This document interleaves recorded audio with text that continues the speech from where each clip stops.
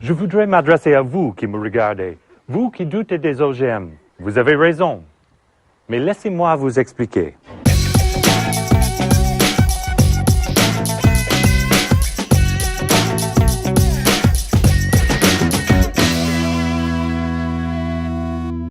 Aujourd'hui, la rentabilité des OGM n'est plus à prouver sur une récolte donnée. Cependant, les conséquences sur le long terme sont encore floues, expliquant pourquoi les OGM sont si contestés. En effet, beaucoup reprochent aux industries délivrant des OGM de ne pas se pencher sur les conséquences environnementales sur le long terme. Notamment, ce qui ressort des reportages faits à ce sujet, c'est que les grandes entreprises délivrant des OGM, telles que Monsanto, ont de surcroît la même mise sur tous les produits dérivés des OGM, herbicides, insecticides ainsi qu'engrais. De plus, se pose la question de la coexistence des OGM avec l'agriculture biologique, puisque certaines terres où ont été cultivés les OGM ne peuvent plus servir à une agriculture biologique. Ainsi, on pourrait parler d'une dépendance aux OGM et à leurs industries au moment où commence leur culture. En mettant de côté les interrogations sur la santé, on se pose la question de savoir jusqu'à quel point les OGM sont rentables pour les agriculteurs. En effet, cette dépendance à l'industrie du génétiquement modifié représente-t-elle vraiment une plus-value financière notable pour les agriculteurs ? Ce sont les organismes génétiquement modifiés et très honnêtement, je ne suis pas spécialement pour. Mais en réalité, les OGM permettent à beaucoup de pays de pouvoir nourrir leur population qui a besoin de trouver des solutions parce qu'ils n'ont pas les ressources en interne. Et pour ça, je suis tout à fait pour. J'ai pas l'impression qu'on est très concerné en France parce qu'il me semble que c'est interdit par le gouvernement français. Donc, j'ai pas l'impression, je suis pas très concernée parce que j'ai pas l'impression quand je fais mon shopping qu'il y a le rayon OGM et le rayon pas OGM comme on aurait un rayon bio. Non, quand je fais les courses, en général, je regarde et quand je vois des OGM dessus, en général, je ne les achète pas, effectivement. Je pense que si j'ai le choix, je préférerais toujours prendre un produit naturel, mais à mon avis, tout ça, ça relève plus de la psychose que d'autre chose et que les produits sont suffisamment surveillés et contrôlés pour garantir le fait qu'ils soient comestibles. Je pense que ça peut être oui, on sait pas, on n'a pas encore suffisamment de recul pour savoir ce que ça va donner sur la santé et donc je ne suis pas sûre. Au départ, ça a peut-être été fait effectivement dans un but pour aider les pays de développement.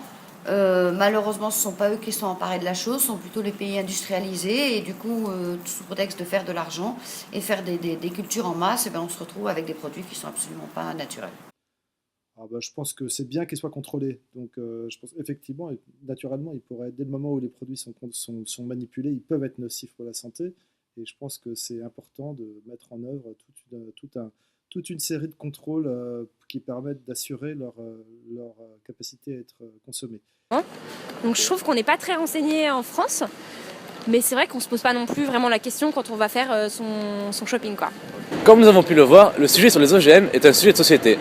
Cependant, ce sujet est également politique. C'est ce que nous allons voir avec M. De Bruyne, que nous avons rencontré à Schema. Alors mon point de vue en tant que membre d'Europe Écologie Les Verts, je suis contre les OGM. Et donc de ce fait-là, voilà quoi. Donc, à la base, oui, effectivement, je suis contre les OGM et Europe Écologie Les Verts aussi, quoi.